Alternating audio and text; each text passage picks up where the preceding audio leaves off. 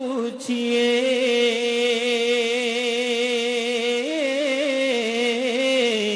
طیبہ سے لوٹنا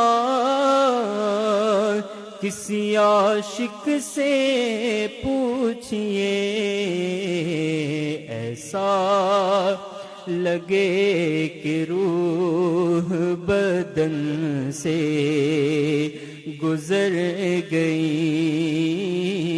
آنکھوں کے راستے میرے دل میں اتر گئی،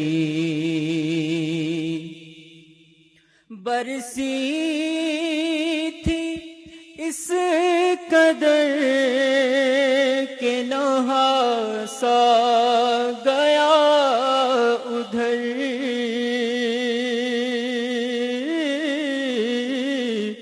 برسی تھی اس قدر کہ نہاسا گیا ادھر، وہ بارش کرم میرے دامن کو بھر گئی، وہ بارش کرم میرے دامن کو بھر گئی، آنکھوں کے راستے میرے دل میں اتر گئی،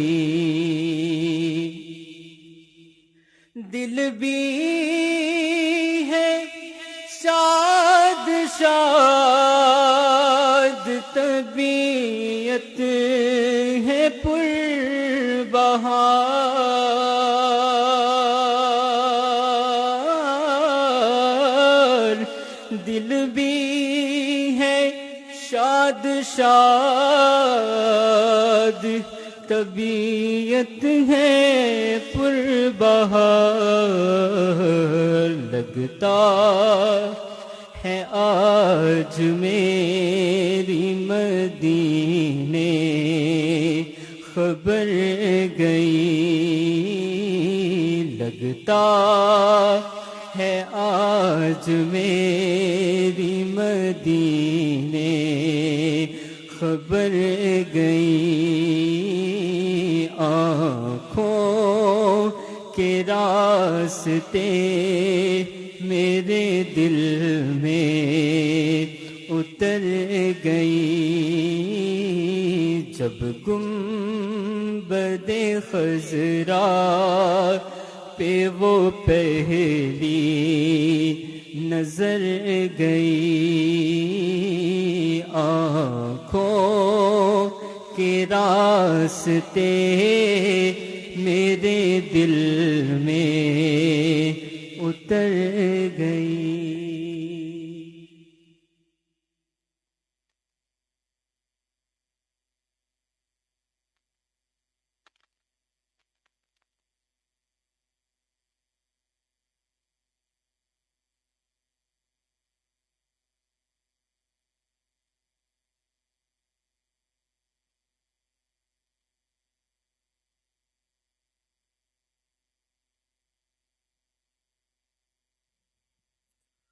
الفاتحہ۔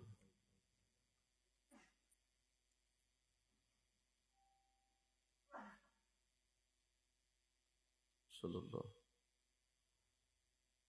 درود خضری صلی اللہ علی حبیبہ محمد وآلہ وسلم۔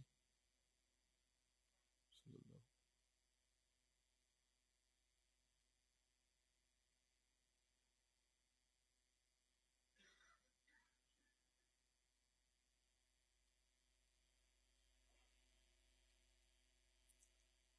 وظیفہ مجدد الفسانی رحمۃ اللہ علیہ۔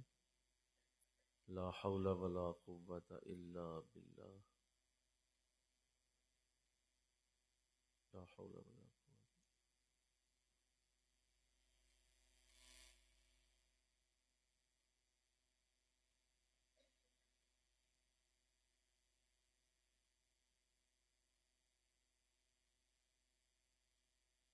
العلی العظیم وظیفہ حضور غوث اعظم رحمۃ اللہ علیہ حسبنا اللہ و نعم الوکیل. حسبنا اللہ.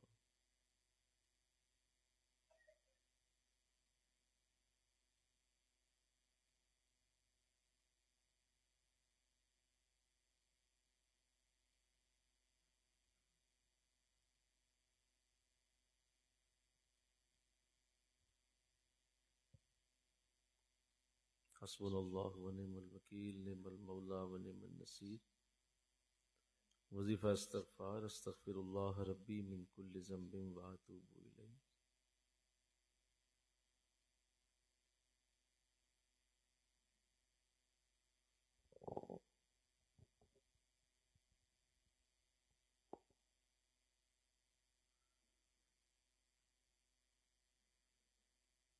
صلی اللہ علی حبیبہ محمد و آلہ وسلم.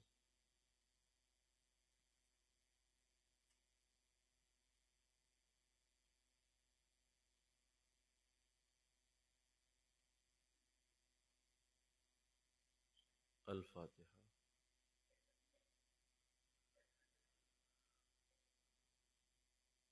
وصلی اللہ. بسم اللہ الرحمن الرحیم الحمد للہ رب العالمین والعاقبۃ للمتقین والصلاة والسلام علی سید الانبیاء والمرسلین. قال اللہ تعالی فی الکلام المجید بسم اللہ الرحمن الرحیم فی بیوت اذن اللہ ان ترفع ویذکر فیہا اسمہ یسبح لہ فیہا بالغدو والآصال. صدق اللہ العظیم. رب اشرح لی صدری ویسر لی امری واحلل عقدۃ من لسانی یفقہوا قولی. ان اللہ وملائکتہ یصلون علی النبی یا ایھا الذین آمنوا صلوا علیہ وسلموا تسلیما. مل کے پڑھیے صلاۃ وسلام رسول اللہ وعلی آلک واصحابک یا سیدی یا حبیب اللہ. صلاۃ والسلام علیک یا رحمۃ للعالمین وعلی آلک واصحابک یا سیدی یا خاتم النبیین. نہایت معزز و محترم حاضرین و سامعین، ہمارا آئیے دین سیکھیے کورس اپنی پوری آب و تاب کے ساتھ جاری و ساری ہے، اور رمضان المبارک کی ان مبارک ساعتوں میں مل کر رمضان کی برکتیں لوٹنے کی نیت سے یہ کورس جاری رکھا جاتا ہے. اور اس کے پیچھے مقصد یہی ہوتا ہے کہ ہم سب مل کر رمضان کو اپنی غفلت سے ضائع نہ کر بیٹھیں. اور سارا سال ہی سوتے ہیں، سارا سال ہی آرام ہوتا ہے، تو رمضان میں کچھ اپنے آپ کو جگا کے بٹھا کے تو اللہ کی ان رحمتوں کے موسم کو انجوائے کیا جائے. اس کے پیچھے مقصد یہی ہے، اور انشاءاللہ یہ اسی طرح جاری و ساری رہا کرے گا، انشاءاللہ ہمیشہ رہے گا. اور آپ نے اس سے جاری رکھنا ہے تاکہ جب بھی رمضان آئے تو آپ اس کی رحمتیں اور برکتیں لوٹنے کے لیے اس بہانے کو بنا لیں. ایک بہانہ ہے کہ چلے سارے مل کے بیٹھتے ہیں اور مل کے رمضان کی خوبصورت ساعتوں میں اللہ کا ذکر کرتے ہیں. تو ایک تو ویسے ہی رمضان کی اپنی ہی بڑی برکت ہے، خود ہی بہت بڑی چیز ہے، خود ہی بہت بڑا کرم ہے. اور دوسرا، اگر ہم بھی کوشش کریں گے تو اللہ اور خوش ہوتا ہے، اللہ اور اپنے بندے سے راضی ہوتا ہے. اور پھر آپ ماشاءاللہ یہ جو یہاں آ کے سیکھتے ہیں، آپ کو یہ میں بار بار کہتا ہوں اور سمجھاتا ہوں کہ یہ قطعاً ضائع نہیں ہو سکتا. آپ کی نسلوں تک اس کا اثر جائے گا، اور آپ کے اندر تک اللہ اس کی تاثیر اتارتا ہے. ظاہر کب ہوتا ہے، کب اسے اللہ کھولتا ہے، یہ میرا اور آپ کا کام سوچنا نہیں ہے. یہ کبھی نہ سوچیے گا، نہ اس طرف کبھی توجہ کیجیے گا. بہت سارے لوگ بیچارے نفس کے اس جال سے قابو میں آ جاتے ہیں کہ دیکھیں وہاں گئے تھے، درس بھی سنے ہیں، کوئی نہیں، اسی طرح ہی ہے زندگی، بھائی ضروری ہے تیری زندگی میں اللہ اس سے ظاہر کرے وہ کوئی تیرا محتاج ہے یا کوئی وہ تیرے پیچھے چل رہا ہے؟ مالک ہے وہ تیری نسلوں سے اس کا اثر ظاہر کرے گا نا، کب کرے گا یہ تو اس کی مرضی ہے. اس لیے یہ ذہن نشین ہونا چاہیے انشاءاللہ تو ہونا چاہیے، نشین رہنا چاہیے. یہ محنت ضائع نہیں ہوتی. ان اللہ لا یضیع اجر المحسنین، بے شک اللہ نیکوں کا اجر ضائع نہیں کرتا. یہ تو سوال ہی پیدا نہیں ہوتا کہ آپ کسی مزدور کو مزدوری پہ لگا دیں، صبح سے شام تک وہ لگا رہے، مزدوری کرے، اور جب مزدوری جو ہے لینے کا وقت آئے تو آپ کہیں کہ نہیں جی کوئی مزدوری نہیں. تو ایسے تو نہیں ہوتا. آپ پہلے دیکھتے ہیں کہ اب مزدور بلایا ہے تو شام کو دینے کے لیے میرے پاس میری جیب میں اس کی مزدوری ہے کہ نہیں. اگر وہ ہوتی ہے تبھی بلاتے ہو نا. بولو وہ ہوتی ہے تب کہتے ہیں بھائی آج لگا لو کیونکہ آج جیب میں پیسے ہیں، شام کو اسے دے لیں گے، تبھی بلاتے ہیں آپ. تو اللہ آپ کو یہاں بلا کے بٹھائے اور پھر کہے کہ نہیں جانے دو ایسے ہی، ایسے تو نہیں ہو سکتا نا. وہ تو ساری کائنات کا مالک ہے، ساری کائنات کی برکتیں رکھتا. تو یہ 110%، 1000% یقین رکھیں کہ یہ آپ کی زندگی میں ظاہر ہوگا، کہیں نہ کہیں اس کا اثر ضرور آئے گا اور اللہ اس کو چھوڑے گا نہیں. پھر ایک اور اس کی بڑی خوبی یہ ہے کہ ایک تو ہوتا ہے کہ آپ کوئی محنت کرتے ہیں، کوشش کرتے ہیں، تو آپ اپنی اس محنت کے مطابق جتنی آپ نے کوشش کی ہوتی ہے اس کے مطابق آپ کو ملتا ہے. ایک تو یہ ہے، اور دنیا میں یہی رول ہے کہ آپ کسی جگہ کوئی کام کریں گے، وہ دیکھیں گے جی آپ نے کتنا کیا ہے، ضربے اتنے کر کے آپ کو اتنے پیسے دے دیے جائیں گے.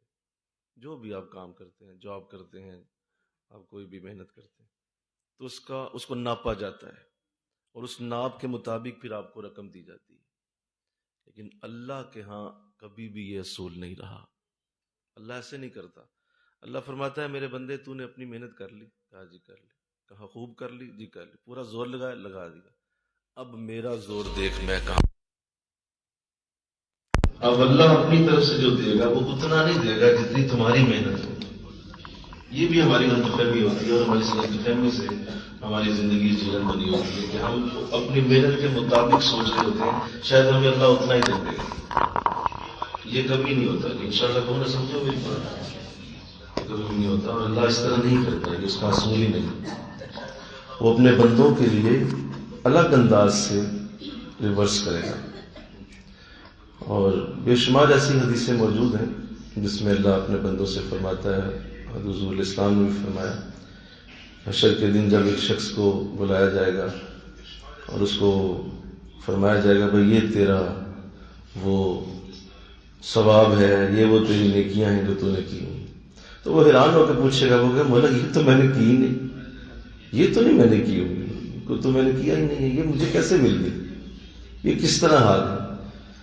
تو جواب دیا جائے گا نہیں، وہ جو تو نے چھوٹا سا نیکی کا نظام شروع کیا تھا قیامت تک وہ چلتا رہا ہے، اور جو تو نے کسی کو نیکی پہ لگایا تھا وہ بھی وہ نمل نیک کرتا رہا، پھر اس کی اولاد کرتی رہی، اس کی اولاد کرتی رہی، وہ ساری نیکیاں تیرے نامہ اعمال میں ہم ڈالتے رہے کیونکہ تیری وجہ سے وہ کام شروع ہوا، تو نے اسے شروع کیا، آغاز تیری وجہ سے ہوا. لہذا وہ سارے اس کے آواز بند کرو یار، اس کی ساری نیکیاں جو ہیں وہ اس کی نامہ اعمال میں ڈال دی جاتی ہیں جو نیکی کا ذریعہ بنتا ہے. تو بتاؤ کہاں تک بات کی؟ مل کہو نا سبحان اللہ بولو.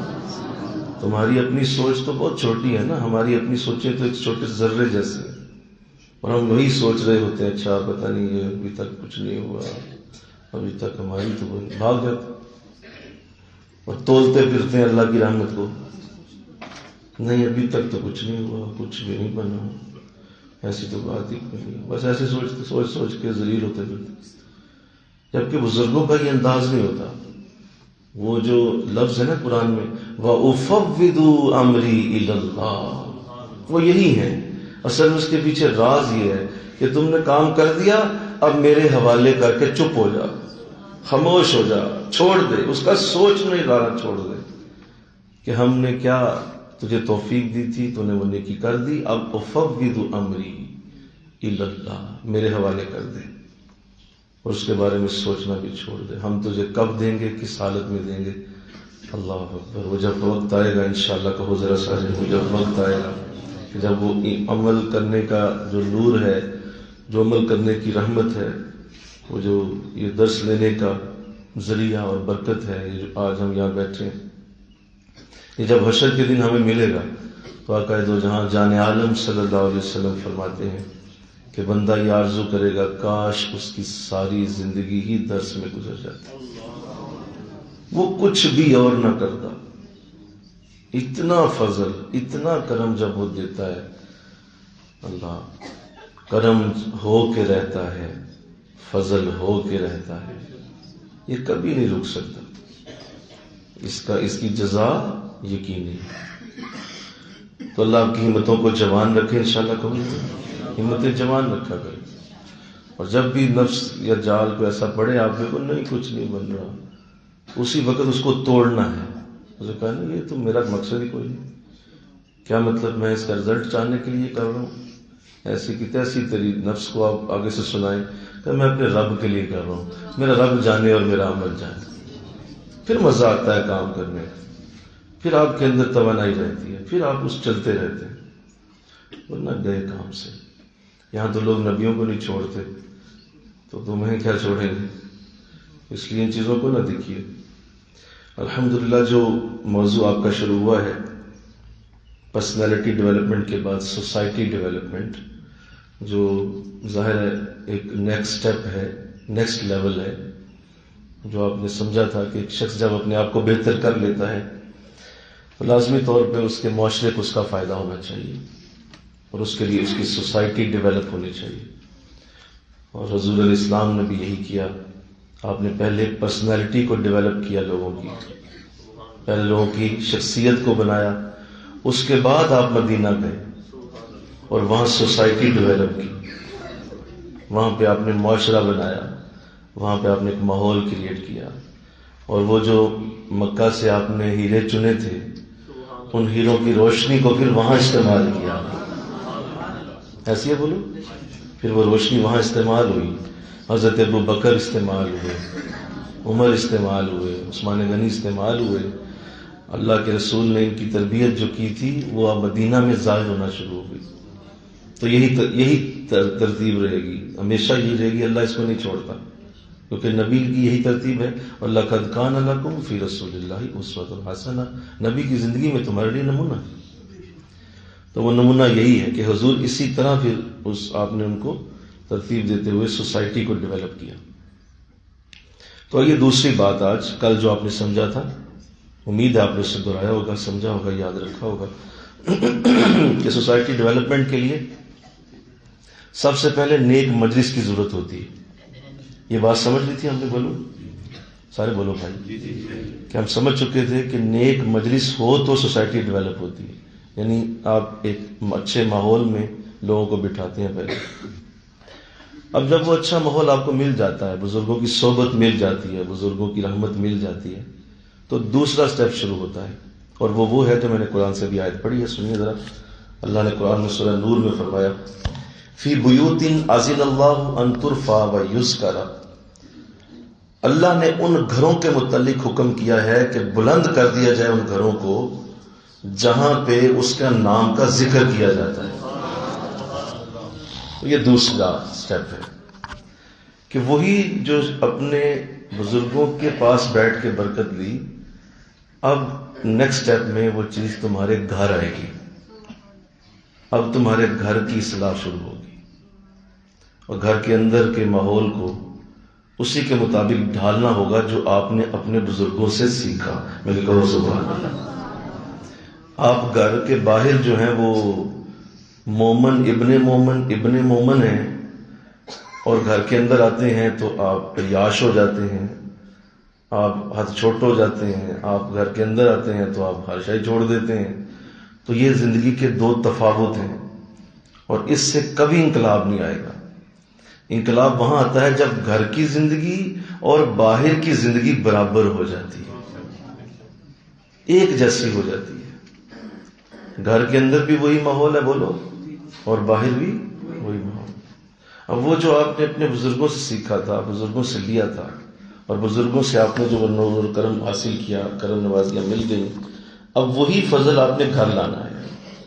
اور اگر آپ وہ لانے میں ناکام ہیں اور آپ نہیں لا سکے وہ گھر کے اندر، تو اس کے لیے ابھی سے سن لیں کہ وہ جتنی محنت آپ کے شیخ نے آپ پہ کی تھی، یا وہ اللہ والے نے آپ کو بلا کے اپنی مجلس میں بٹھایا تھا، اگر آپ اسے گھر پہ نافذ نہیں کر سکے تو آپ کی بھی محنت ضائع ہے، ان بزرگوں کی محنت بھی ضائع ہے، اللہ رسول کا بھی تمہارے اوپر نور اتر رہا وہ بھی ضائع ہو گیا ہے، کیونکہ اس کا پریکٹیکل مظاہرہ پہلے نمبر پہ تمہارے گھر کے اندر ہوتا ہے، کیونکہ وہاں تم حکمران ہوتے ہو، بولو، وہاں تم حاکم ہو، اور وہاں تم ایزی ہو، کوئی تم پہ پریشر نہیں ہے، کوئی تمہیں کچھ کہہ نہیں رہا، کوئی کچھ بھی، وہاں پہ اندر بیٹھے ہو اپنے گھر میں، لیٹ جاؤ، اٹھ جاؤ، بیٹھ جاؤ، سو جاؤ، کھا لو، تمہارا گھر ہے۔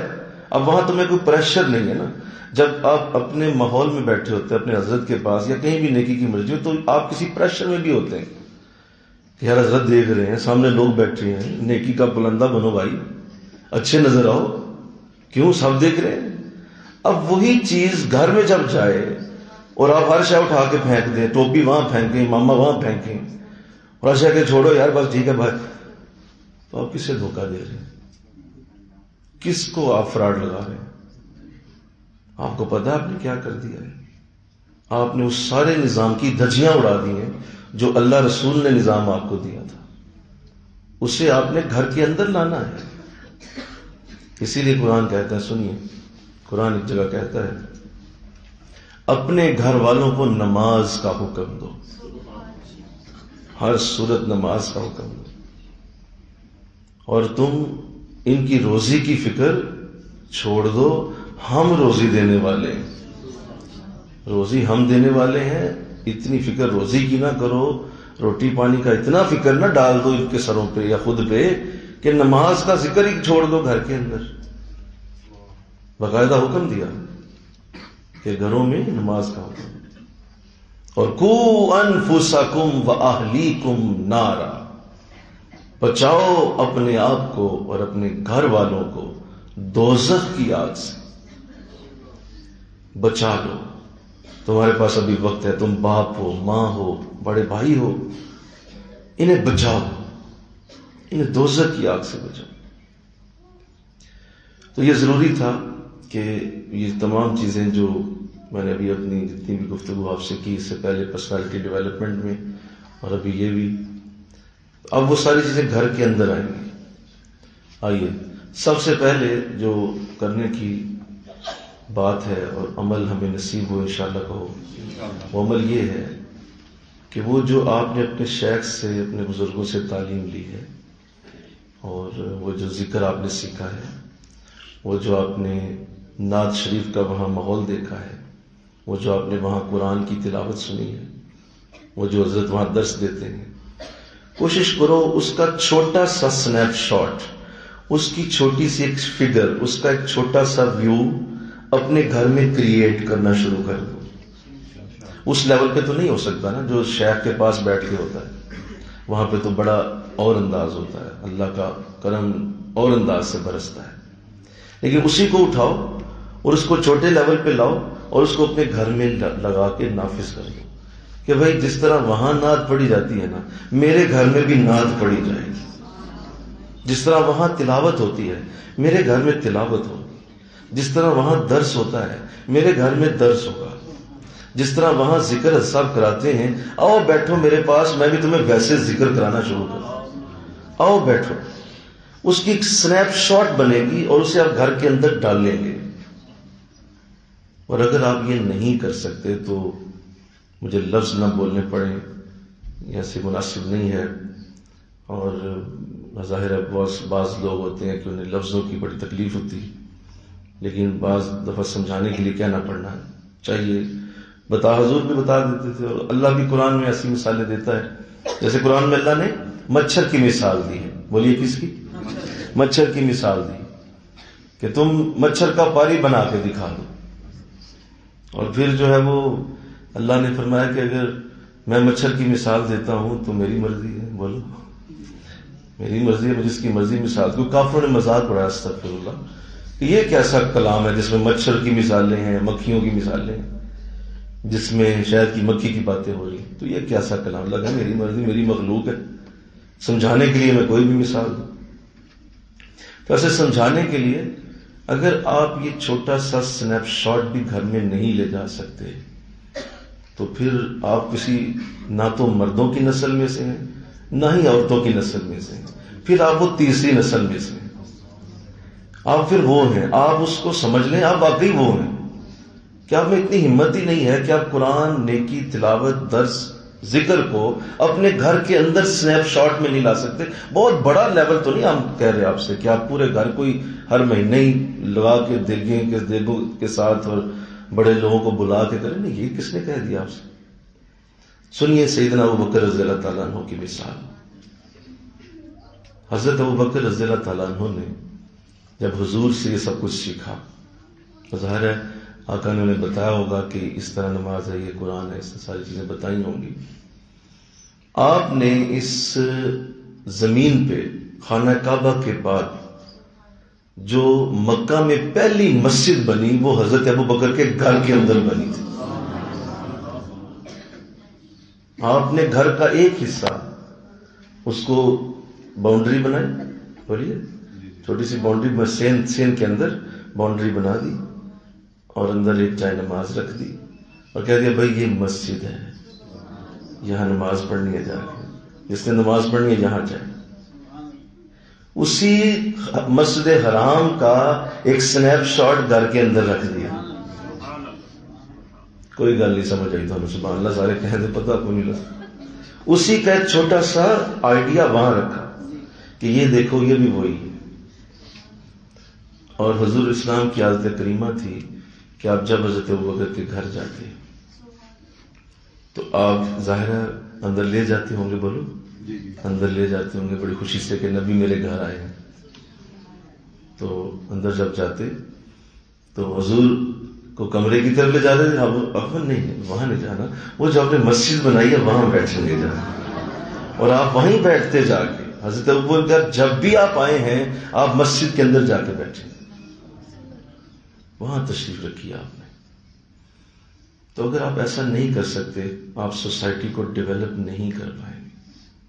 اپنے گھر کے اندر اس ماحول کو بنائیے جو آپ نے اپنے بزرگوں سے سیکھا ہے، اس کو کریٹ کیجیے، اپنے گھر کو اس طرح سے بنا دیجیے جو آپ کا، جہاں پہ آپ کی حکومت ہے۔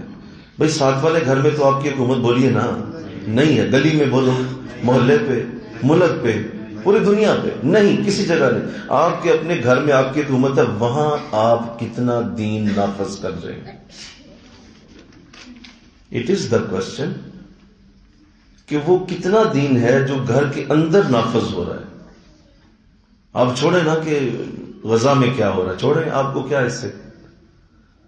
آپ فلسطین کے لیے دعائیں مانگ رہے ہیں، آپ غزہ کے لیے رو رہے ہیں، آپ جو ہے وہ پاکستان کے لیے بھی بیٹھ رہے ہیں، اللہ کی بارگاہ میں روتے جا رہے ہیں۔ او بھائی، او یہ سارا کچھ اللہ کا اپنا نظام، تم اپنے گھر کی بات کرو، وہاں کیا کر رہے ہو؟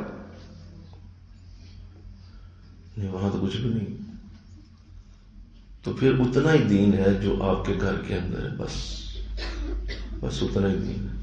اور اللہ نے تم سے سوال تمہارے گھر کا کرنا ہے، غزہ اور فلسطین کا نہیں کرنا۔ تمہارے گھر کا سوال ہوگا تم سے۔ آقا دو جہاں نے ارشاد فرمایا کہ تم سے تمہارے جتنے تمہارے سے نیچے ہیں ان کا، سارے بولو نا یار، صحیح بولو، ان کا سوال ہوگا جو تم سے نیچے ہیں، اور ہر ایک سے پوچھا جائے گا۔ تم میں سے ہر کوئی نگہبان ہے اور اس سے اس کی رعایا کے بارے میں سوال ہوگا۔ تو حضور تو یہ فرما رہے ہیں، تو یہ فلسطین کے لیے تو آپ لگے ہوئے ہیں، اور آپ لگے ہوئے مسلسل کرنے کے لیے، اور اپنے گھر کی آپ کو ہوش کوئی نہیں۔ تو اس کو نہ کیجیے گا، اس کو سمجھیں، اپنے گھر پہ محنت کریں، اپنے گھر کے اندر کوشش کریں، اپنے گھر کو فراموش نہ ہونے دیں۔ اور اگر آپ نے اس کو فراموش کر دیا تو وہ جو باہر سے نور آ رہا ہے وہ ایکویلنٹ نہیں ہو رہا گھر کے ساتھ، بولو ایکویلنٹ نہیں ہو رہا، اور وہ ایکویلنٹ نہیں ہوگا تو آپ ہر وقت ایک عجیب سی ٹینشن میں پڑے رہیں گے. گھر کے باہر جائیں گے آپ کو روپ بدلنا پڑے گا، گھر کے اندر آئیں گے روپ بدلنا پڑ جائے گا. کیوں؟ وہ کنورژن میں ہی ٹائم ویسٹ ہو جائے گا، جبکہ ایسا نہیں ہونا چاہیے. جب آپ گھر کے اندر آئیں تو آپ کو لگے یہ تو وہی ماحول ہے جو حضرت صاحب والا ہے، اور گھر کے باہر جائیں تو وہاں جہاں بیٹھتے ہیں تو وہ تو وہی ماحول ہے جو گھر والا ہے. تو بتائیے سارا وقت پھر اللہ کے ذکر میں گزرا نا، اللہ کی رحمت میں گزر گیا. تو یہ پہلا سٹیپ ہے جو آپ اپنے گھر کے لیے لینا ہوتا ہے. انشاءاللہ تو کہو ذرا. میرے قبلہ عالم نے جب ہمیں یہ باتیں سکھائی تھیں تو اسی دن سے اس پہ کوشش کی، اور پھر ہم نے تو آپ کو ختمات خواجگان جیسا ایک اعلیٰ وظیفہ دیا ہوا ہے. آپ سمجھیں اس بات کو کہ وہ اسی لیے دیا جاتا ہے کہ آپ میرے پاس بیٹھ کے تو پڑھ ہی رہے ہیں، ہمارے پاس بیٹھ کے تو سیکھ ہی رہے ہیں. ابھی آپ نے پڑھے ہیں ختم شریف میرے ساتھ. کیا آپ اپنے گھر والوں کو پڑھائیں گے؟ اپنی بیوی کو پڑھائیں، اپنے بچے کو بٹھا کے لا حول ولا قوت الا باللہ پڑھائے؟ کیا آپ نے اسے یہ جو ابھی کلام پڑھا گیا تھا گنبد خضرا پہ پہلی نظر گئی، یہ آپ کے گھر میں کبھی پڑھا گیا؟ آپ کے گھر کے اندر کیا اس کو کبھی کسی نے پڑھا ہے؟ کبھی سوچا آپ نے؟ یہ آپ کے گھر کے اندر کچھ اور چل رہا ہے اور یہاں آ کے آپ کچھ اور کر رہے ہیں. اس وجہ سے بدلاؤ نہیں آ پائے گا، اور وہ کبھی بھی نہیں آ پائے گا. آپ 80 سال کے ہو جائیں نہیں ہو پائے گا، کیونکہ گھر میں ماحول اور چل رہا ہے، باہر اور چل رہا ہے. یہ وہ پرابلم ہے جس پہ بڑے دھیان سے دیکھنے کی ضرورت ہے. انشاءاللہ کہو. دوسرا انداز یہ ہوتا ہے اگر آپ اپنے گھر کو ڈیولپ کرنا چاہتے ہیں اور اس کو ایکویلنٹ کرنا چاہتے ہیں، اور سوسائٹی ڈیولپمنٹ میں گھروں کے اندر جو چیز ہونی چاہیے، وہ جو باہر سے برکت لی تھی اپنے شیخ سے، نور لیا تھا قرآن کا حدیث کا، وہ تو باہر تھا. اب جب گھر میں آئے گا تو پہلا سٹیپ میں نے کیا. دوسرا یہ ہے کہ آپ ایسا کریں کہ جس شخصیت سے آپ نے وہ نور لیا ہے آپ اسے ہی گھر میں بلا لیا کریں. میں کہتا ہوں نا سبحان اللہ. یہ سب سے بہترین اور آسان طریقہ ہوتا ہے.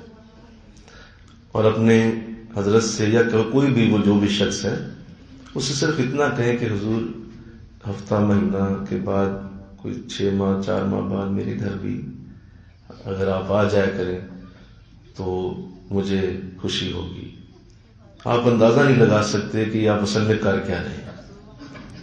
آپ یہ کر رہے ہیں کہ جس طرح آقا دو جہاں صلی اللہ علیہ وسلم جب آپ کسی صحابی کے گھر جایا کرتے تھے تو حضور کے جانے کا مطلب یہ ہوتا تھا کہ پورا دین حضور کے ساتھ چل کے وہاں پہنچنا. نماز بھی گئی، روزہ بھی گیا، حج بھی گیا، زکوٰۃ بھی گئی، جہاد بھی گیا، قرآن بھی گیا، فرشتے بھی گئے، خود خدا بھی ساتھ حضور کے وہاں.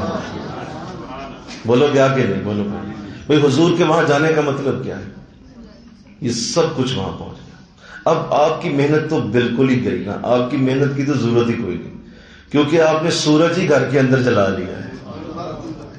سورج ہی گھر کے اندر جلا لیا. اب آپ کے چھوٹی چھوٹی لائٹیں بلبوں کی کوئی حاجت نہیں. وہ جو ہم نے چھوٹی چھوٹی ذکر کی مجلسیں کی تھی اب اس سے بڑا کام بن گیا ہے، وہ سورج خود آ کے گھر میں جلنا شروع. یہ جو لوگ یہ کام کرتے ہیں نا، یہ بڑی اعلیٰ کرم نوازی ہوتی ہے. اور اس کو سیدنا ابوبکر رضی اللہ تعالیٰ عنہ کی سیرت، کیا شاندار آپ کی وہ انداز ہے. ایک تو یہ کہ آپ نے گھر میں ہی مسجد بنا لی تھی. بولو سمجھدار تھے نا، فالو کر جاتے تھے اصل بات کو. گھر کے اندر مسجد بنائی، اور پھر دوسرا یہ آپ کرتے تھے کہ آپ ہر کوئی چوتھے 10ویں دن حضور کا کھانا بنا لیا کرتے.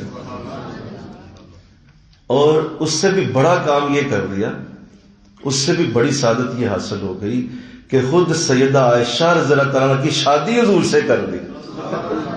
میں کہتا ہوں نا سبحان اللہ. اپنی ایک بیٹی حضور کو دے دی. اب بولیے رشتہ آگے بڑھا، اب وہ سسر کی حد تک پہنچا اور آگے بڑھ کر بڑھتی چلی گئی. یعنی آپ اصل میں یہ بات جان گئے تھے کہ مجھے ان کے ساتھ ساتھ رہنا ہے، اور اس برکت کو آپ لینے کے لیے یہ فضل اور کرم کو تو اس طرح کے انداز آپ نے بنائے اور آپ نے یہ کیے. تو یہ دوسرا طریقہ ہوتا ہے. انشاءاللہ کہو نا. بزرگوں کے آنے کا مطلب یہی ہوتا ہے. اللہ والے جس جگہ چل کے چلے جائیں 70,000 رحمت کے فرشتے ساتھ چلتے ہیں. ایک عام مومن، اس کی شان دیکھو کتنی ہے. سنو، ایک عام مومن، ایک عام انسان کہ اگر وہ کسی جگہ عیادت کے لیے گیا ہے، کسی مریض کی عیادت کے لیے، تو آقا دو جہاں کی حدیث موجود ہے، حضور فرماتے ہیں کہ کوئی کسی کی عیادت کرنے ملنے گیا کہ مریض آدمی ہے، چلو میں ذرا عیادت کر رہا ہوں، 24,000 رحمت کے فرشتے اللہ اس کے ساتھ بھیجتا ہے کہ میرے بندے کی عیادت کرنے ایک شخص جا رہا ہے، تو جاؤ تم بھی ساتھ جاؤ. یہ ایک عام مومن کی شان ہے. مسلمان نمازی کی کیا شان ہوگی، ذاکر کی کیا شان ہوگی، نعت خان کی کیا شان ہوگی، قرآن کے مفسر کی کیا شان ہوگی، اور جو خود اللہ والا ہے ذکر کرتا رہتا ہے اس کی کیا شان ہوگی کہ اس کے ساتھ کتنے فرشتے تمہارے گھر کے اندر ہیں.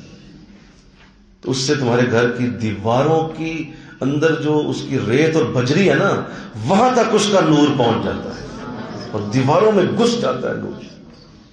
بزرگ آ گئے گھر میں بھائی، عید کا سما ہوتا ہے، وہ بولو نا بھائی، ہوتا ہے کہ نہیں ہوتا ہے؟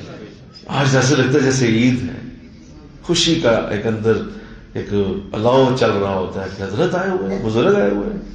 اور اس گھر والوں کی حالت دیکھو جہاں پہ وہ آ کے بیٹھتے ہیں، کیا حالت ہوتی ہے گھر والوں کی. ان کو اتنا شادی بیاہ پہ خوشی نہیں ہو رہی ہوتی جتنا اپنے بزرگوں کے آنے پہ خوشی ہو رہی ہے.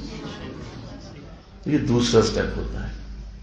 اس کو ڈیولپ کیجیے، اس کو اپنی زندگیوں میں لائیے اور ہمیشہ اس پہ رہیے. میرے قبلہ عالم، جب آپ نے ان چیزوں کو بتایا، میں نے آج تک کوئی ایسی جگہ نہیں چھوڑی. جہاں بھی میں جاتا ہوں میری کوشش ہوتی ہے کہ حضرت صاحب بھی وہاں پہنچے. اور مسجد کسی میں جب اللہ نے موقع دیا جمعہ پڑھانے، وہاں بھی میں صاحب، پھر نور مصطفیٰ میں تھا، وہاں بھی صاحب ہر رمضان. یہاں پہلا سٹیپ بھی حضرت صاحب کے ہاتھوں سے لگوایا. آپ کی اپنی محنت ختم ہو جاتی ہے جب وہ آ جاتے ہیں. ہمیں کیا پڑی ہے؟ جب ہمارے سائیں موجود ہیں، بولیے، ان کے کندھوں پہ رکھ کے چلاؤ نا بندوق جتنی بڑی مرضی، اپنی طرف سے لگے رہتے ہیں. او بھائی ان کے کندھے استعمال کرو، تمہارے آگے ہیں نا، ان کو استعمال. تو اللہ اس کی توفیق دے. یہ دوسرا سٹیپ ہوتا ہے کہ اس کے اوپر رہنا ہوتا ہے اور اس کو پوری طرح کرنا ہوتا ہے، تب گھر ڈیولپ ہوتے ہیں. اب جب وہ آ جاتے ہیں، سنیے ہوتا کیا ہے، جب وہ آ جاتے ہیں تو پھر ان کے آنے سے ایک تو وہ اس بات کو ذہن نشین رکھتے ہیں کہ اب میں جس گھر جا رہا ہوں، اب اس گھر کی جتنی بھی رحمتیں ہیں، فضل ہیں، وہ میرے ذمے ہو گیا ہے. اور وہ اپنے اوپر یہ بات ڈال لیتے ہیں کہ بھائی ایک بندے نے بلایا ہے تو اس کے گھر میں خالی تو نہیں نہ جانا.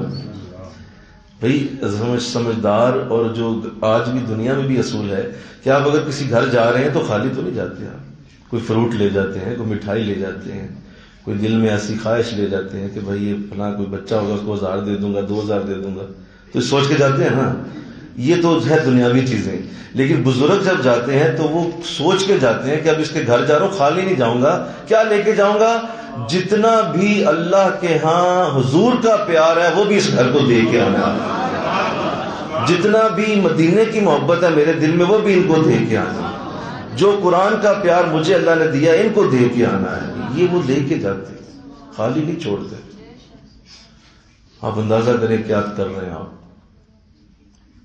اور کھپ گئے ہیں اپنے گوڈے رگڑ رہے، ککھ نہیں بنے. او بھائی سمجھو، ایسے نہیں کرتے. آپ جب کسی بڑے کو بلاتے ہیں، دیکھیے نا، آپ کسی شہر کا بھی اندازہ لگائیں، محلے کا اندازہ لگائیں، گلی کا. وہاں جب کوئی پرائم منسٹر آتا ہے، وہاں جب کوئی وزیر آ جاتا ہے، کسی گلی کا وزٹ کرتا ہے، یا کوئی بھی ایسی چیز ہوتی ہے، کوئی فتح کرنے آ جاتا ہے، اس محلے کی یا اس علاقے کی ذرا حالت دیکھو کیا ہوتی ہے. بولیے کیا ہوتی ہے؟ گلیاں صاف ہو رہی ہیں، گٹر صاف ہو رہے ہیں، کوچی پھر رہی ہے. کیوں؟ وزیر صاحب آ رہے ہیں، وزیر صاحب آ رہے ہیں. وہ اس نے ایک گھر میں جانا ہے، 2 منٹ کے لیے بیٹھنا ہے، وہ پورے علاقے کی تقدیر بدل گیا تھوڑی دیر کے لیے. آگے وہ سارا علاقہ صاف ہو گیا، سڑکیں صاف ہو گئی، شاپر اٹھا لیے گئے، گندگی اٹھا لی گئی، وزیر صاحب کی نظر نہ پڑ گئی. بالکل یوں ہی جب اللہ کا ولی کسی محلے کی طرف چلتا ہے تو اللہ رحمت کے فرشتوں کو وہاں پہلے بھیجتا ہے. میرا ولی یہاں آنے لگا ہے، دھیان کرو، سیٹنگ کرو ساری میرے ولی کی. ارے جو دنیا کے وزیر کے لیے اتنا اہتمام ہو، تو ایک اللہ کا ولی اور بزرگ جہاں جا رہا ہو وہاں حالت کیا ہوتی؟ سارے شیطان دور کیے جاتے ہیں، ساری نحوستیں دور کر دی جاتی ہیں، رحمت کے بادل چھا دیے جاتے ہیں. کیوں؟ بزرگ آ رہے ہیں، اللہ والے آ رہے ہیں. نہیں سمجھ رہے ابھی بھی بات. یہ ہوتا ہے، یہ ریالٹی ہے، یہ سچ ہے. آپ کا گھر اس سے بہتر انداز میں ڈیولپ نہیں ہو سکتا. انہیں بلائیں اور پھر اس کا رنگ دیکھیں کہ یہ کیا ہے.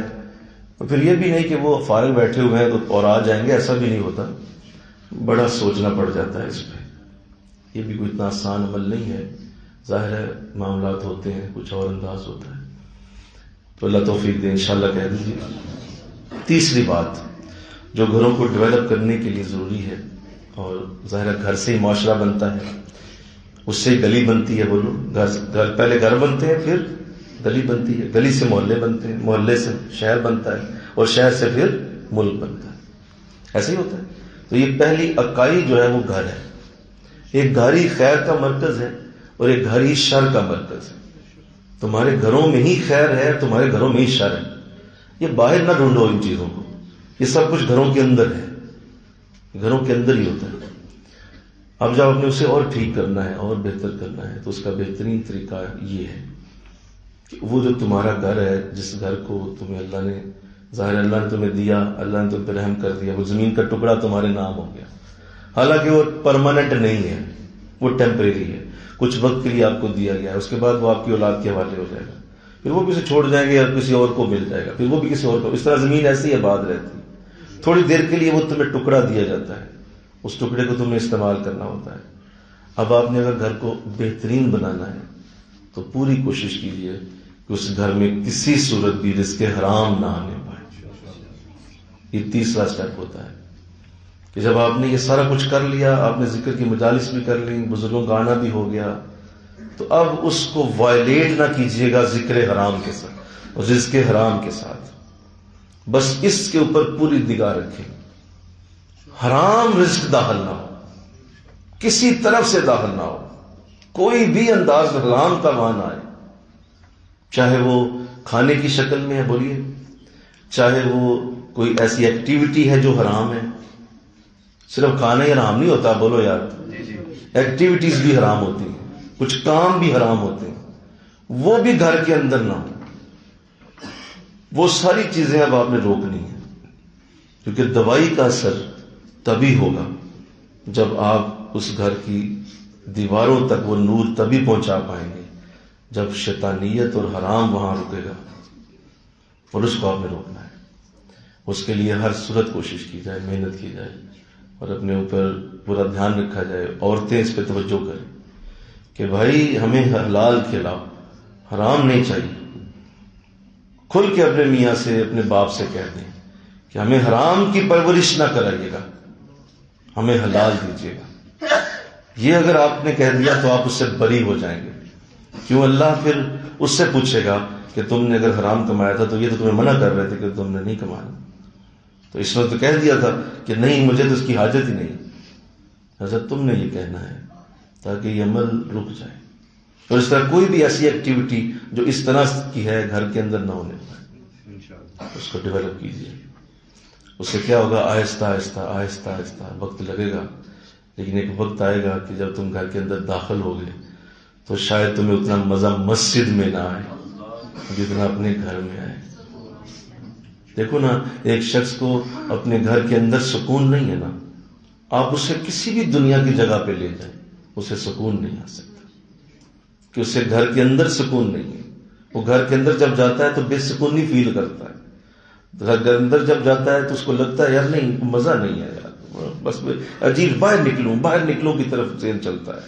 تو سمجھ لو کہ یہ شخص اب دنیا میں کسی بھی جگہ سکون نہیں پائے گا، کیونکہ اس کے گھر کے اندر سکون. اور سنو، اگر تمہارے گھر میں سکون ہے تو تمہیں کسی اور جگہ سکون آئے گا ہی نہیں، تمہیں گھر میں ہی آئے گا. تم بھاگو گے گھر کی طرف، بھاگو گے گھر کی طرف، گھر کے اندر جاؤ، اندر جاؤ. کیوں؟ اصل سکون مجھے گھر کے اندر ملے.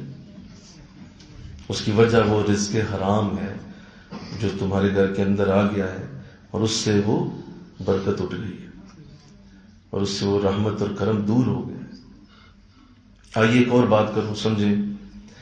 دیکھیے گھروں کے اندر کچھ چیزیں ہوتی ہیں جن کو ہر صورت روکنا ہے آپ نے، تبھی وہ ڈیولپ ہو پائیں گے. یہ تو میں نے کہا کریں پہلے، یعنی پہلے میں نے کہا ذکر کی مجلس کریں، بولیے یہی کہا. دوسرا میں نے کہا کہ بزرگوں کو بلائیں، ٹھیک ہے. اور تیسرا کہا کہ رزق حرام روکیں. اب روکیں، جو نہیں کرنا وہ پہلا بتایا کہ نہیں کرنا، یعنی وہ نہ آنے پائے، وہ رزق حرام ہے. دوسری چیز جو روکنی ہے اب وہ یہ ہے کہ آقا دو جہاں کی حدیث موجود ہے، جان عالم صلی اللہ علیہ وسلم فرماتے ہیں، آپ نے ارشاد فرمایا کہ جب انسان جھوٹ بولتا ہے تو وہ جھوٹ کی بدبو جو ہے اس سے رحمت کا فرشتہ 70 میل دور چلا جاتا ہے. یہ حدیث ہے کہ نہیں، بولو، سنی ہوئی ہے نا. اب آپ اندازہ کریں کہ جس گھر میں جھوٹ بولے جاتے ہیں، جھوٹ بولنے جاتے ہیں، ایک جھوٹ بولا، اس کی بدبو اتنی پیدا ہوئی ہے کہ رحمت کا فرشتہ نکل کے اس گھر سے 70 میل دور جا چکا.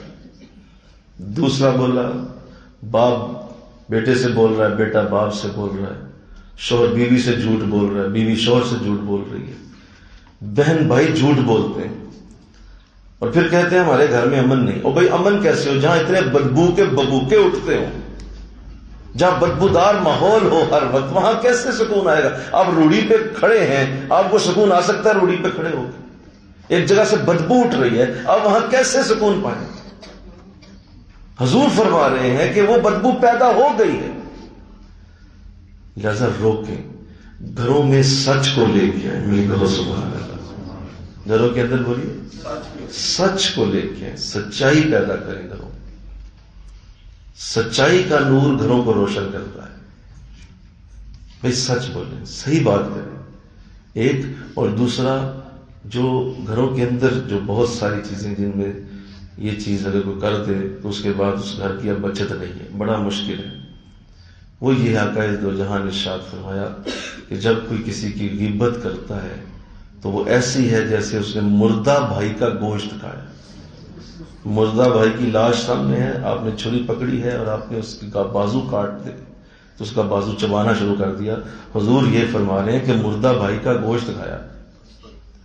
اب وہاں غیبت ہوئی ہے، آپ کی بیوی نے کسی غیبت کر دی ہے، آپ نے کسی غیبت کر دی ہے، آپ بیٹھے ہیں آپس میں باتیں کر رہے ہیں اور لوگوں کی برائیاں بیان کر رہے ہیں. آپ لوگوں کی برائیوں کے اوپر ڈسکس ہو رہی ہے، فلاں کتنا برا ہے، فلاں کتنا برا ہے، فلاں کتنا برا ہے، فلاں کتنا برا ہے.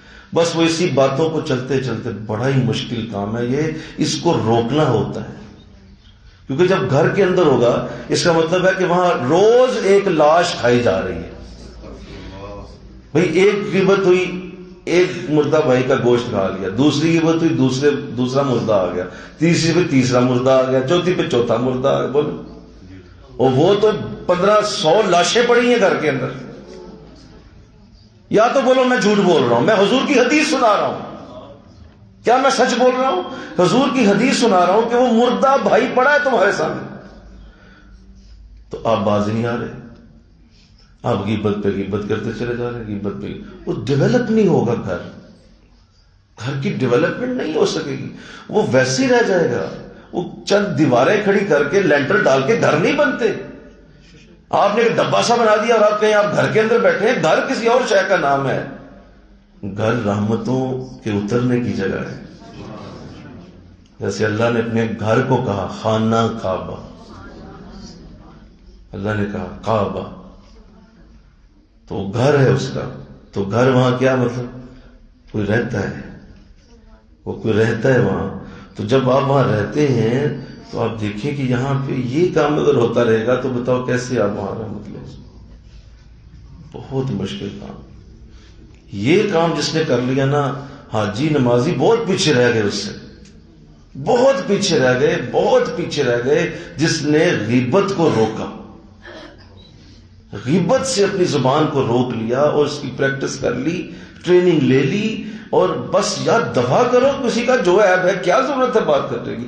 یہ جس نے کہہ دیا نا، میں کہتا ہوں جا کے حج پہ طواف بھی کر لے تو وہ نور پیدا نہ ہو جو اس جملے کا نور اس نے پیدا کیا کہ دفع کرو یار، کیا ضرورت ہے کسی کی بات کرنے کی.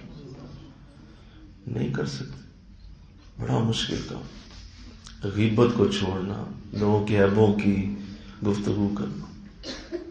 یہاں تو ہضم نہیں ہوتی روٹی جب تک 10-12 عیب نہ ڈسکس کیے. یہاں تو ہضم نہیں ہوتا کھانا لوگوں. یہاں تو کہتے دن ہی نہیں ہوا، آج مزہ ہی کوئی نہیں آیا، کسی کی گال ہی نہیں ہوئی. تو کیا آپ نے کیا زندگی؟ یہ سیکھ ہی نہیں سکے کہ کتنا ناپسندیدہ عمل ہے، کس قدر ناپسندیدہ ہے کسی کے عیب کو ڈسکس کیا جائے. ہاں جو بھی اللہ نے کیا عیب والے لوگ نہیں بنائے، بولیے ہر شخص میں عیب ہے. تم اپنی آپ کو ہی دیکھ لو، تمہارے اندر کتنے عیب ہوں گے.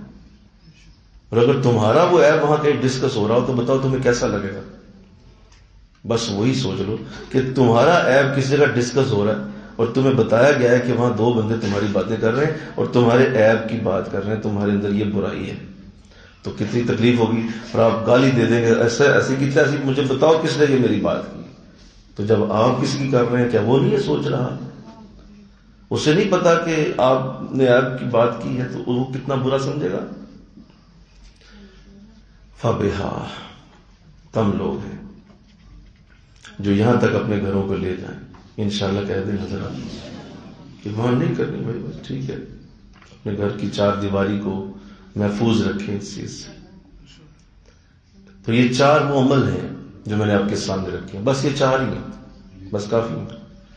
ان 4 کو جو پابندی سے کر گیا اس کا گھر ڈیولپ ہوگا. اور میرے یہ جتنے آپ لوگ بیٹھے ہیں، اگر یہ 4 چیزیں آپ اپنے گھروں میں لے جائیں گے تو آپ سب کے گھر ڈیولپ ہوں گے، اس سے معاشرہ ڈیولپ ہوگا. اب اس سے نیکسٹ لیول آتا ہے، پھر وہ ہم کل ڈسکس کریں گے. گھروں سے اب باہر نکل کے اب ہم جائیں گے گلی بازاروں کے اندر، اور اس سے وہ چیز دیکھیں گے اسلام ہمیں وہاں کیا کہتا ہے، اور وہاں کس طرح سے وہ چیز لائیں گے جو اصل میں اللہ رسول کو مطلوب ہے. اور حضور نے مدینہ میں ایسا کیا کیا تھا؟ آپ نے مدینہ کے اندر یہی چیز نافذ کی. یہ پہلا سٹیپ یہ تھا جو میں نے عرض کیا. پہلے صحابہ کو اپنے پاس بٹھایا، اپنے پاس بٹھا کے اپنے چہرے کا نور ان کو دیا. پھر صحابہ اپنے گھروں میں گئے، وہاں وہی حضور کا نور اپنے گھروں کے اندر ٹرانسفر کیا. اب 3rd سٹیپ شروع ہوگا. جو صحابہ باہر نکلے، گلیوں بازاروں میں گئے، گلی محلوں میں گئے، تو وہاں پھر حضور کی برکتیں پہنچاتے گئے. وہ کیسے ہوتا ہے؟ وہ پھر اگلا سٹیپ ہے. تو یہ 4 کام میں نے اس کے ساتھ دہرا لوں. پہلا کیا بولیے؟ اپنے گھر میں ذکر کی مجالس. بولو کیا؟ سارے بولو، ذکر کی مجلسیں کرو. باہر سے کسی کا انتظار نہ کرو. علامہ صاحب آئیں گے تو کرائیں گے، علامہ صاحب کا ٹائم ہی نہیں ملا کیا کرو گے؟ نہیں آ سکے وہ کیا کرو گے؟ نہیں، خود ہی بیٹھ جاؤ اور اس چھوٹے لیول کے اوپر ذکر کی مجلس شروع کرو، اور اس کو اپنی زندگی کا اوڑھنا بچھونا لازم بنا لو کہ بھائی میرے گھر میں. اس لیے حضرت ابو بکر نے کمال کر دیا نا، انہیں پکی مسجد ہی کار بنا لی. مطلب انہوں نے دیواریں کھڑی کر لی، مسجد ہی بنا لی گھر میں. ایسی کی طرح جو ٹائم کیا ملنا ہے ادھر ہی مسجد بنا. کمال ہے. تو ایسا کریں آپ بھی انشاءاللہ کہیں. یہ ترتیب آپ بھی بنائیں. اپنے گھر کے ایک کمرے کو مسجد ڈکلیئر کریں. اگر آپ کے گھر میں جگہ ہے اتنی تو اسے مسجد بنا لیں، یا اپنے گھر کے کسی کونے کو مسجد بنا لیں اور اس کو ڈکلیئر کر دیں، کہہ دیں کہ یہ میرے گھر کی مسجد ہے. اللہ اس کی وجہ سے پورے گھر کو مسجد کا نور دے گا. پورے گھر کو مسجد کا نور دے گا، کیونکہ آپ نے چھوٹے سے کونے کو مسجد بنایا. ہم نے پورا کمرہ پورا 25 فٹ کا، ہمارے گھر میں جو سب سے بڑا کمرہ ہے وہ مسجد کہلاتا ہے. ہم نے اسے مسجد بنایا ہوا. تو کرو ایسا، پورا کرو. بلکہ نیچے بیسمنٹ تو سارا ہی مسجد ہے، وہ تو بنایا اس لیے ہے کہ وہ صرف مسجد ہوگا. گھر میں بھی بنا لیا، نیچے بیسمنٹ بھی بنا لیا. تو کچھ ایسی سوچ رکھو، اپنے گھروں کے اندر یہ چیزیں خود بناؤ. باہر سے کسی کا انتظار کرو گے کوئی نہیں آئے گا، اور نہ کسی کے پاس اتنا وقت ہے. یہ پہلا طریقہ. دوسرا میں نے کیا عرض کیا بولیے؟ اپنے بزرگوں کو ہی بلا لو اور ان سے کہو حضور آپ ہمیں وقت دیں، آئیے. یا اپنے کسی ایسے شخص، کوئی عالم دین ہو بولو، یا کوئی ایسا کوئی موقع بنے تو صرف کسی بہترین نعت خواں کو بلائیں، اپنے علاقے کا جو اعلیٰ نعت خواں ہے اسے کہ جناب آئیں میرے گھر ذرا کھانا کھائیں آ کے اور 4 نعتیں تو سنا جائیں. انہیں بلائیں. وہ جب آ کے بیٹھے گا نا، اس کی 4 نعتوں سے جو برکت آنی ہے تیرے اپنے کئی مہینے کے درود حضور کو نہیں بلا سکیں گے، جو وہ پاکیزہ شخص نعت وہاں آ کے پڑے گا تو اس کی برکت تیرے گھر میں پیدا ہوگا. اسے بولو بھائی جو اسپیشلسٹ ہے جس کام کا، بولو نا. ایک یہ ہے کہ آپ اپنے گھر میں خود ہی کینچی لے کپڑے بنانا شروع کر دیا، آپ نے خود ہی کپڑے کو، بھائی ٹھیک ہے بنا رہے ہو سکتا ہے کہیں سے غلط کٹ جائے گا. آپ ایسا کریں کسی اسپیشلسٹ درزی کو ہی گھر لے جائیں، فائدہ ہوگا کہ نہیں بولو. وہ اسپیشلسٹ درزی آدمی ہے، وہ تو فوراً کاٹے گا، وہ بہترین کاٹے گا. تو ایسے کہ بہترین ذکر والا بلاؤ، سبحان اللہ، بہترین قرآن والا دیکھ لو، بہترین نعت والا دیکھ لو، بہترین درس والا دیکھ لو اور کہو آپ آ جائیں بس، باقی میرے درس سے کیا ہونا ہے، حضور آپ آ جائیں. بڑی برکت ہوتی ہے اس کے اندر. لوگ بڑے سمجھدار ہیں جو یہ عمل کرتے ہیں. تیسرا میں نے کیا عرض کیا، حضرت عثمان غنی رضی اللہ عنہ کی بات مجھے یاد آ گئی. آپ حضور کو اکثر اپنے گھر دعوت دیا کرتے تھے اور آپ کی عادت تھی کہ جب بھی آپ حضور کو بلاتے تو حضور کے قدم گنا کرتے تھے. تو حضور نے پوچھ لیا کہ یار پچھلی بار بھی آیا تھا میرے قدم گن رہے تھے، اب بھی قدم گن رہے. تو فرمایا حضور خوشی بڑی ہوتی ہے، مجھے پتا ہے آپ جب آئیں گے گھر تو برکت ہوگی، وہ تو ہوگی. تو آپ کی جو قدم گنتا ہوں اتنے ہی غلام آزاد کروں گا جتنے میرے نبی کے قدم میرے گھر تک پہنچے. تو کتنا شوق ہوتا تھا صحابہ، کتنا شوق رکھتے تھے. یہاں خودی ولی بنے ہوئے ہیں، خودی مفتی بنے ہوئے ہیں، خودی صوفی بنے ہوئے ہیں، اور بھائی کسی کو بلا کے اس کی برکت لے لو، بات ختم ہو گئی. تیسرا میں نے کہا جو روکنا ہے، آپ نے بولی وہ حرام ہے. حرام روکیے، چاہے وہ ایکٹیویٹیز ہیں یا چاہے مال ہے، کچھ بھی حرام نہ گھر میں ہونے کا. خاص طور پہ میڈیا. بولو سنو ایک بات، سنیں آخری بات. میڈیا کو آپ نے اگر کنٹرول نہ کیا اور میڈیا کو صحیح طرح سے آپ نے نہ دیکھا تو آپ ایک ہی وقت میں آپ کہہ رہے ہیں کہ آپ کی اولاد جو ہے یا خود آپ بھی ایک ہی وقت میں آپ ٹی وی دیکھ رہے ہیں، ڈرامے دیکھ رہے ہیں، ایک ہی وقت میں آپ سارا کچھ بھی چل رہا ہے، فلمیں بھی چل رہی ہیں اور آپ وہ سارا کچھ جو میڈیا پہ ہے گند بلا ہی ہے نا سارا. بولو چند ایک چیزیں صحیح ہوں گی ورنہ تو پورا برا حال ہے. اور آپ چاہ رہے ہیں یہ سارا کچھ چلتا رہے گھر کے اندر، ہر بندے کے ہاتھ میں یہ رہے اور ہر بندہ سب کچھ دیکھے. ہاں ساتھ یہ سارے بچے نمازی بھی بن رہے، ساتھ یہ سارے ذاکر بھی بنے، ساتھ یہ نعت خواں بھی بنے. کیسے ہو سکتا ہے یہ؟ کیوں آپ یہ کس طرح کی آپ نے سوچ رکھی؟ ایسا ہوگا کیا؟ ایسا نہیں ہونا. نہ اپنے آپ کے اوپر ایسا جو ہے وہ بے وقوفی ڈالیں. یہ بے وقوفانہ بات ہے، یہ پاگل پن ہے، یہ جہالت ہے کہ آپ ایک ہی وقت میں میڈیا بھی آزاد کر رہے ہیں اور ساتھ ہی آپ چاہتے ہیں کہ آپ کے بچے نمازی بھی رہیں. تو یہ نہیں ہونا. آپ نے یا تو میڈیا بند کرنا ہے یا آپ سوچ لیں کہ نمازی بھی جائیں گے. تو آپ نے اس پہ عمل کرنا ہے انشاءاللہ. وہ جو حرام وہاں سے انٹر ہونا ہے نا تمہارے گھر میں، اس حرام سے وہ ساری محفل کا نور ضائع ہونا ہے، وہ ساری برکت ضائع ہو جائے گی. وہ جو حرام میڈیا سے تمہارے گھر کے اندر داخل ہوگا. اپنے بچوں کو اس کے اوپر پابندی لگاؤ، پوری طرح کوشش کرو کہ جہاں تک ہو سکے انہیں ٹیکل کرو کہ بھائی یہ نہیں. اس کی وجہ یہ ہے کہ آپ اس سے بچا نہیں سکیں گے، اس کو مستقل بند کرنا ممکن نہیں ہے، لیکن پابندی لگائیں. یار یہ غلط ہے، اس کو سمجھائیں، اس کی برین واشنگ کریں، اس کو اندر سے بتا دیں. اس کو ایک دن نا سارا کچھ کھول کے دکھا بھی دیں کہ یہ لو، یہ دیکھ لو اس میں کیا کیا ہے. اب تمہارے اوپر ہے کیا کرنا ہے، تم نے دیکھ لو، تمہارے سامنے ہے، یہی گند ہے اور کچھ بھی نہیں. بچوں کیونکہ ظاہر آپ ہر وقت تو اس کے اوپر دوربین نہیں رکھ سکیں گے. 24 گھنٹے تو نہیں آپ اپنے بیٹے یا بچی کے اوپر جو بھی آپ کے گھر میں اس کو آپ 24 گھنٹے کے لیے سرویلنس لگائی ہوئی ہے، کیمرہ ٹھوکا ہوا اس کے اوپر، ایسا کچھ نہیں. بس آپ اس کا برین سیٹ کریں. یار میڈیا کو صحیح استعمال کر لو، نہیں تو بیڑا غرق کر لو. ہمارے دور میں ایسا نہیں تھا، بولو نا بھائی. یہ جو ہمارے دور تھے اس میں ایسا کچھ بھی نہیں تھا. ہم بڑے اچھے دوروں میں وہ جوانی گزار چکے. اب بہت مشکل ہو گیا. اور اگر آپ نے اسے ابھی کنٹرول نہ کیا تو آپ کا گھر ڈیولپ نہیں ہوگا، ویسے ہی رہ جائے گا، پوری زندگی گھر نہیں بدل پائے گا، کیونکہ لوگوں کے ذہنوں کے اندر وہ ڈیولپمنٹ نہیں آ سکے گی. تو اس کو روکے، میڈیا کو روکے، حرام چیز کو گھر میں آنے سے روکے، چاہے وہ ایکٹیویٹی ہے یا رزق. اور چوتھی اور آخری بات میں نے کیا کہی، بولو بس یہ اس کی میں نے حدیثیں 2 سنائی. آپ بدبو پیدا ہوتی ہے، اور جہاں بدبو ہو وہاں کیسے سکون رہتا ہے، کیسے وہاں امن ہوگا کہ آپ نے ایک باقاعدہ جھوٹ بول دیا، اس جھوٹ سے وہ بدبو پیدا ہو. اور رحمت کا فرشتہ 70 میل دور چلا گیا. بھائی 70 میل یہاں سے بولو کتنا لاہور؟ سارے بولو نا یار. 70 میل سے بھی بولو. رحمت کا فرشتہ اتنے بیٹھا ہے تو کہاں لگتا ہے؟ وہ وہاں بیٹھا ہوا ہے، 70 میل دور ہے، اور آپ گھر ڈھونڈ رہے ہیں. میرے گھر میں کرم نہیں ہے بھائی، سکون نہیں. بھائی کیسے ہوگا؟ وہ رحمت کا فرشتہ ہی چلا گیا جو لے کے آنا تھا، جس نے رحمت لے کے آنی.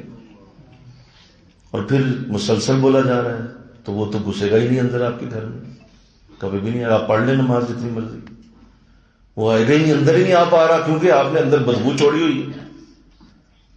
اور اسی طرح غیبت میں نے عرض کیا، اور اس کی حدیث میں نے عرض کر دی، مردہ بھائی کا گوشت.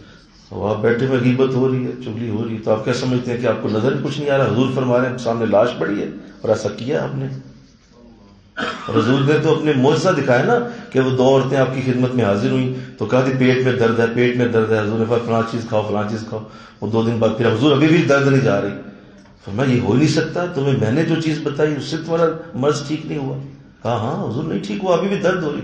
فرمایا کیا کرو، انگلی ڈالو، اپنے حلق میں انگلی ڈالو. انہوں نے انگلی ڈال لی تو وہ کی تو موٹے موٹے گوشت کے ٹکڑے منہ سے باہر نکلے.